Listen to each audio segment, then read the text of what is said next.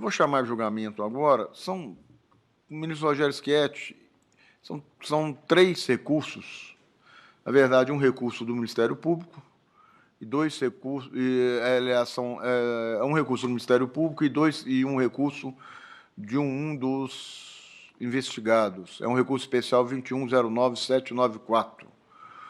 E, na verdade, nós temos 3 sustentações orais. Uma pelo doutor Felipe, que ele fala pelo recorrente João Carlos Félix Teixeira. Outra pelo doutor Eduardo Loventhal, me desculpe se eu errei, da Cunha, que fala por um dos recorridos, Domício Mascarenhas de Andrade, e outro pelo doutor Técio Lins e Silva, que fala também pelo um dos recorridos, Rodrigo Neves Barreto. Eu vou, antes que os senhores iniciem a sustentação, eu vou passar a palavra ao ministro Rogério Schietti, talvez com a leitura da... Como vai o senhor? Tudo bem? Seu Grêmio, hein?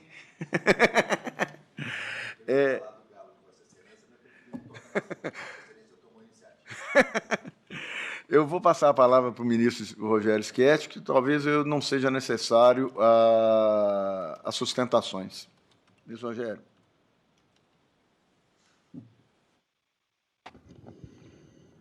Bem, senhor presidente, aqui são, como Vossa Excelência mencionou, são 2 recursos especiais, um impetrado interposto pelo Ministério Público e outro por um dos acusados, o recorrente João Carlos Félix Teixeira. E há interesses, evidentemente, em relação ao recurso do Ministério Público de outros acusados. Eu disponibilizei o voto em ambos os casos e eu já faço aqui a leitura da emenda e indago em seguida ao representante do Ministério Público se estaria disposto a se opor a essa proposta. Inicialmente, eu nego o provimento ao recurso do Ministério Público, dizendo o seguinte: em relação ao delito de organização criminosa, não houve o devido amparo em justa causa para a deflagração do processo penal, já que a denúncia se lastreou basicamente em acordos de colaboração premiada, sem a indicação mínima de outros elementos de informação ou de prova que pudessem robustecer e dar alguma credibilidade aos depoimentos prestados. Esse aspecto, inclusive, foi reconhecido pelo Tribunal de Origem e, curiosamente, embora a falta de justa causa estivesse caracterizada para o delito de organização criminosa, esta não foi a compreensão em relação ao crime de corrupção ativa, máxime se levado em conta que toda a narrativa feita tinha um mesmo contexto, situação corrigida por esta Corte em recurso do acusado. No caso, portanto, não foi identificada a existência de justa causa, porquanto não foi indicada ou mesmo referenciada na denúncia nenhuma prova ou elemento de informação que subsidiasse os depoimentos feitos por colaboradores. Malgrado, no momento do recebimento da denúncia, o estándar probatório seja menos rigoroso, conforme a dicção do Supremo Tribunal Federal, há que haver um mínimo de substrato de elementos de informação que subsidie a denúncia, a qual não se coaduna somente com as declarações de colaboradores.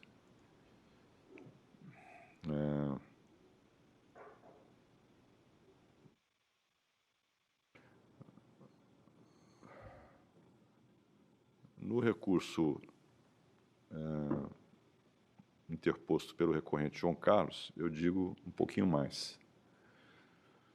Digo que a colaboração premiada deve vir sempre corroborada por outros meios de prova, isto é, faz necessário que o colaborador traga elementos de informação e de prova capazes de confirmar suas declarações, por exemplo, indicação do produto do crime, de contas bancárias, localização do produto direto ou indireto da infração penal, auxílio para identificação de números de telefone a serem grampeados ou na realização de interceptação ambiental, etc.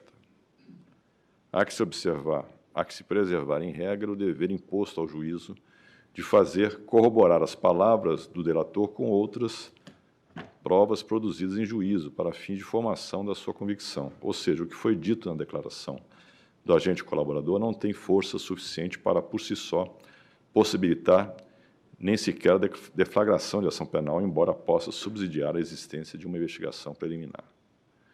No caso, observa-se que o depoimento do colaborador haveria sido corroborado pela também colaboração de outro indivíduo, numa espécie de depoimentos cruzados. Vale dizer, embora as declarações prestadas pelo réu hajam sido consonantes com as declarações desse indivíduo, ambas se originaram de acordo de colaboração, os quais não prescindem da indicação de elementos de informação ou de provas para que deem sustentabilidade mínima à acusação. Da mesma forma que ocorre com o teor de uma colaboração premiada individual, há que se refutar a colaboração cruzada que apenas visa confirmar outra, quando em ambas não há substrato probatório, isto é, quando venham destituídas de elementos de informação mínimos que amparem a acusação. A par do conteúdo dos depoimentos dos colaboradores, exigem-se outros elementos extrínsecos de prova, cujo teor aponte no mesmo sentido, ratificando, assim, seu conteúdo. Na hipótese, em relação a esses elementos de informação, há somente a referência às colaborações, notas de rodapé 38, 39 e 40 da denúncia. Há conversas realizadas por meio de aplicativo de telefonia em que constava apenas o agendamento de encontros, conforme destaca a denúncia, a folha 28, em nota de rodapé, item 37, e a existência de contratos administrativos e acordos operacionais, os quais, diga-se de passagem, não apresentam vícios formais, até porque, segundo essas mesmas declarações, todas as supostas operações ilícitas ocorriam com a bula desses contratos. A propina, segundo o Ministério Público afirmou, seria calculada por fora na base de 20%. É inviável identificar somente nesses aspectos a existência de justa causa, porquanto não foi indicada ou mesmo referenciada na denúncia nenhuma prova ou elemento de informação que subsidiasse as declarações feitas por colaboradores. Apontar conversas de aplicativo que apenas indicavam a marcação de encontros ou a existência de contratos administrativos regulares é insuficiente como estando probatório mínimo que se exige, além das declarações dos colaboradores, para justificar a deflagração do processo penal. Então, neste caso do recorrente João Carlos Félix Teixeira, eu estou propondo que o recurso especial seja provido para trancar o processo por falta de justa causa. E pelos mesmos motivos, no outro recurso especial, que foi interposto pelo Ministério Público, eu estou propondo o improvimento do recurso. Então, esse seria... Isso aqui eu estou trazendo a ementa, né? Claro que o voto é bem mais minudente, mas como ambos, de alguma forma, vêm ao encontro da postulação defensiva, eu adianto esta proposição de voto. Evidentemente que, se o Ministério Público desejar se opor, nós podemos debater o caso após as sustentações orais dos nobres advogados. O doutor Paulo, o senhor vai querer fazer exercer o direito da palavra? Não, excelência, obrigado. Então, eu consulto os nobres advogados, se vão ter interesse em sustentar, ou se eu posso simplesmente proclamar o resultado. Se não houver, senhor presidente, eu só gostaria de saber se não há divergência. Não há divergência. Não, então não há necessidade. Não há divergência. Eu agradeço. Então, o recurso especial, o 21.09794, aquele interposto pelo Ministério Público, foi desprovido, e o interposto por João Carlos Félix Teixeira foi provido nos termos do voto do eminente relator. Advocacia, primeiro cumprimentar Vossa Excelência e desse lugar sagrado que é a tribuna, e primeiro registrar que nesse julgamento nós temos 3 integrantes do mundo jurídico do Distrito Federal: ministro Schietti, oriundo do Ministério Público; Vossa Excelência, oriundo do 5º, por onde atuou por um longo tempo, até brilhar no STJ, e o nosso querido ministro Jesuíno, cedido gentilmente pelo TJDFT. E eu queria ainda, senhor ministro, em nome da advocacia, dizer, como dizem os gremistas, que até a pé nós iremos lado a lado com Vossa Excelência naquelas preocupações que Vossa Excelência veiculou mais uma vez no início dessa sessão, sem dúvida nenhuma. Mas, a par disso, chama a atenção que, muito embora as dificuldades enfrentadas por todos dessa corte, que são reconhecidas pela advocacia, Ainda assim, o STJ é um tribunal de excelência e continua a ser o Tribunal da Cidadania. Mas saiba Vossa Excelência aqui, e me arvoro aqui como representante da advocacia, e assim não sou, muito embora meus 40 anos de advocacia, mas saiba Vossa Excelência que sempre estaremos ao lado do tribunal e dos magistrados para a garantia dos direitos individuais, das liberdades do cidadão brasileiro, para que se possa garantir julgamentos mais rápidos e céleres. E, nesse sentido, Vossa Excelência pode, sim, como humanista que sabemos que o é, contar com a participação firme e efetiva da advocacia, certo de que, assim como o Galo, Galo forte, brigador, nós até a pé nós iremos. É uma satisfação revê-lo, uma enorme alegria revê-lo. Um forte abraço e meus parabéns pelo trabalho. Muito obrigado. Agradeço, doutor Eduardo. Enfim, sou instado de duas palavras. Primeiro, cumprimentar a Corte, com muita honra. Eu concluo aqui esse final de ano participando desse julgamento. Há 3 representantes do Distrito Federal, mas tem um do Rio de Janeiro também. Um do Rio de Janeiro. O ministro Saldanha Palheiro, do Rio de Janeiro, a minha terra.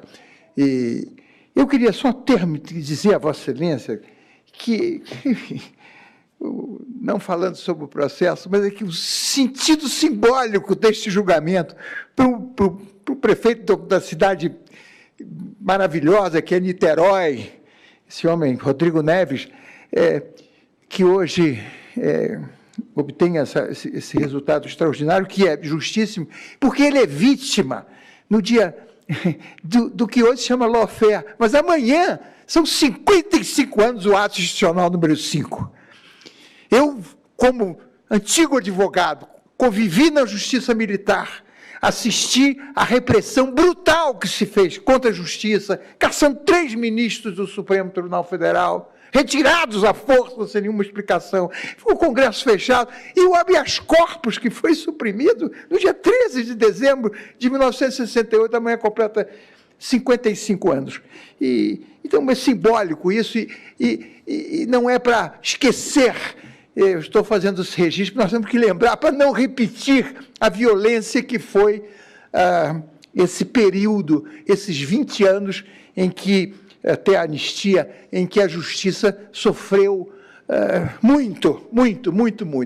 E eu sou solidário, ministro Sebastião, nós nos conhecemos há mais de 40 anos, sou seu admirador há muitos anos, seu e de sua família, e sou absolutamente solidário com essa questão, já discutimos em palestras e tal, sobre essa coisa da desnecessidade de sustentação, enfim, da má participação dos advogados. Mas vamos fazer justiça. O Ministério Público denuncia demais. Denuncia demais. É que os senhores não sabem o que é um juizado de violência doméstica, né? Que são juízes que estão ali para o justiçamento.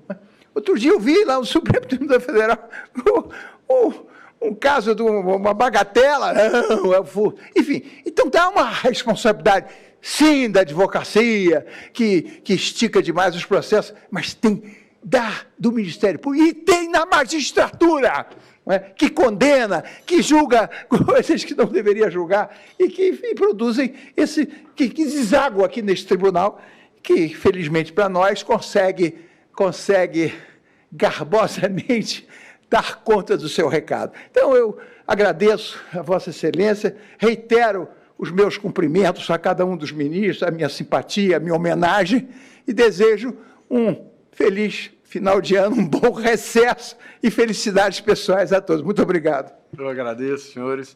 E só volto a falar, a responsabilidade é de todos nós, não é exclusiva ou da advocacia, ou do Ministério Público, ou da magistratura.